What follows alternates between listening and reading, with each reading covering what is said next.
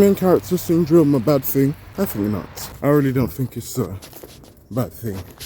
Now, I believe a lot of people do believe main character syndrome is a bad thing because, from the majority, in just terms of the way people act, they see the main character syndrome as, arrogance in terms of superiority. They see themselves as entitled, that they don't really need to work for anything, and it would just, the universe is gonna randomly just say, okay, come to me. I believe that's how the majority of people think when it comes to just, main character syndrome. And taking that into account, so assume it's behind me, really interesting. Taking that into account, I don't blame why many people think that, because it's very true. If you, want to take it in that regard, main character syndrome and whatnot, that is very true. If you want to base it on that narrative. And unfortunately, that is the case. Most people are very entitled. They believe just simply being born, they exist to get whatever they want without putting in any form of work. It breeds a form of greed, selfishness, lack of empathy for the working class and people who actually, give a fuck and are willing to put in a certain amount of work. So I guess you can just take it in that account. Yeah, I can see why most people hate on the whole idea of main character syndrome. Fair play to that. But from my perspective, it's different. This is coming from someone that's always pretty much had the work rate. Since youth, I'm talking very youth, always did have the work rate. So my views may differ quite a bit in comparison to, the vast majority's viewpoints, on main character syndrome. And from my perspective, it's simply, I don't view main character syndrome as a bad thing. Because for the majority of people, our vision, lens, viewing the world, it's first person narrative. You're not seeing yourself from a third person perspective. There is a reason why you just don't see a bird's eye view of yourself. Or you don't physically view yourself the same way you would view other people. For instance, let's take this bird for instance, these birds.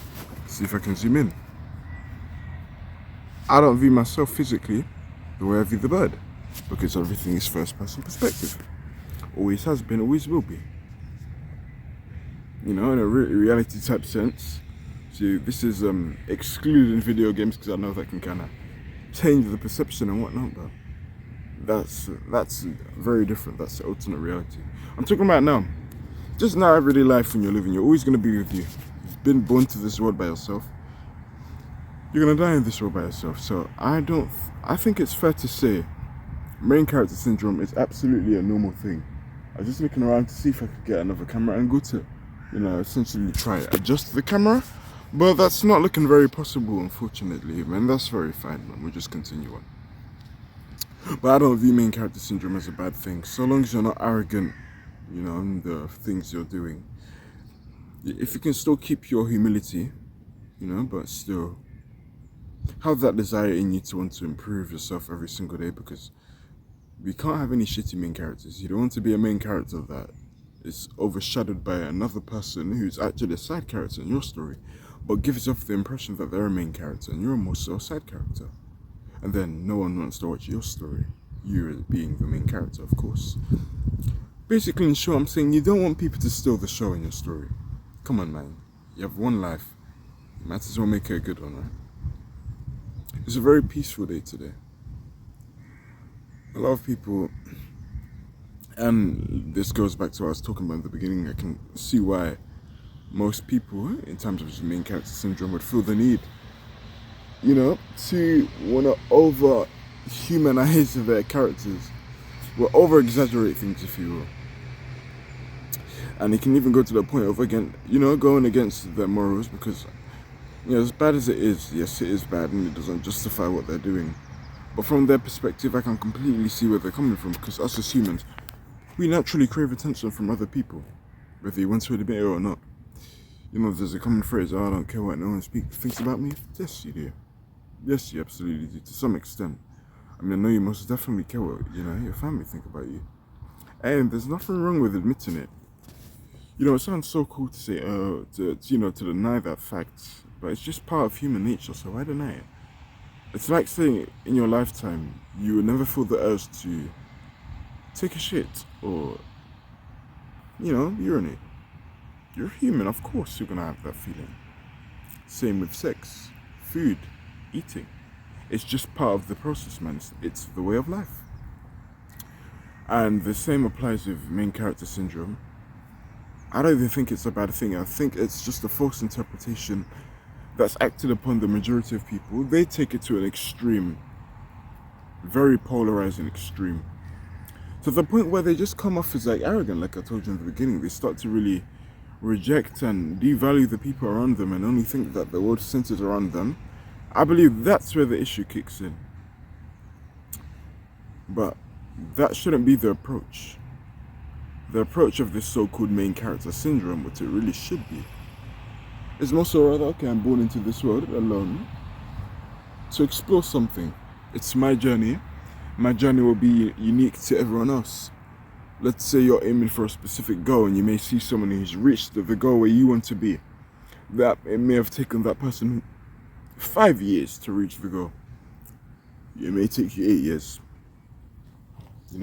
Because it's your own journey, it's your own story, it's your own origin.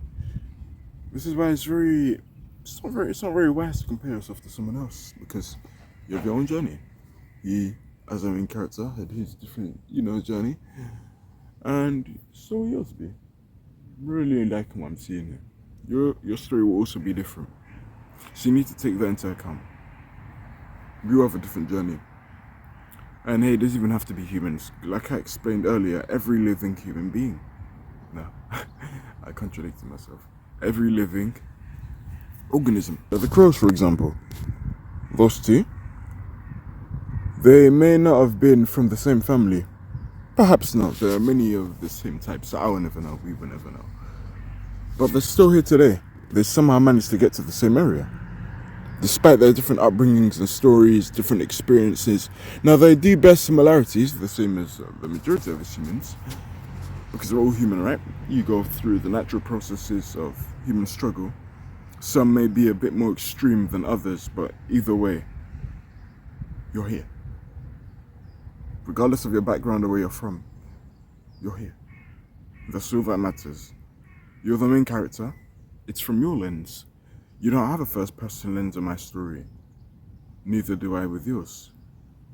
So it's perspective, really. I guess the way you can see it. Well, obviously, from your perspective, it's first-person narrative, your life story. But if I look at you, it's second-person narrative. But maybe from someone who doesn't know the both of us, it's obviously a third-person narrative. Do you see what I mean? Why are these flies coming to me as if I don't wash every day? Fuck off. My day. Oh, every single time. The flies want to ruin my grind. I didn't even try to rhyme, man, but it just flowed through, man. This is just state of time. I said that to purposely rhyme. But no, it's a good time, man. Pretty much said what I wanted to say, and I have this video in about 3 minutes, and I just want to use the rest of these minutes to just say, go outside, man. And the reason I'm telling you to get outside in nature, see, look around me, man. Just around green. This is near my home as well. Good stuff. I love it. I love going out in the park, man. That's like my dream.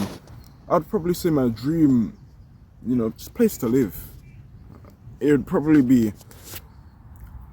definitely not in England, as much as I love the English language. My favorite language in the world is it's a neck between Japanese and French, but I would prefer living in France rather than Japan. My top 3 favorite countries, ranked in order. Third one is England.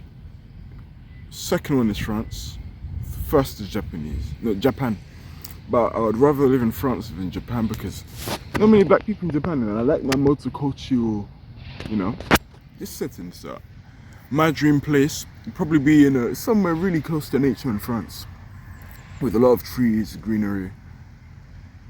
I love the idea of speaking French also. It's the sexiest language in the world, in my opinion. So I probably live there. I just have the same amount of nature really, because I love this shit, man. I'm a morning guy, I'm an early bird. It's great for me. Healthy for my eyes. We live in a world where there's so much noise. A lot of noise. Too much noise really. And we forget what's important. The reason why I tell you to get outside is when you're outside you realise how insignificant you really are. How big the world is and how small you are. Did you know there's less land than water in the world? More fishes than man also. Really puts things into perspective on how small we are. And we're all gonna die. Death is the perfect equalizer. You don't realise that until you bring yourself out there. You realise how unspecial you are. In the sense of taking your main character syndrome to the extreme. And the sensible approach to that is acknowledge you're here. This is your story. But acknowledge everyone else exists also. And do what you can to play your role, your part in society, in a positive way. That's all that matters.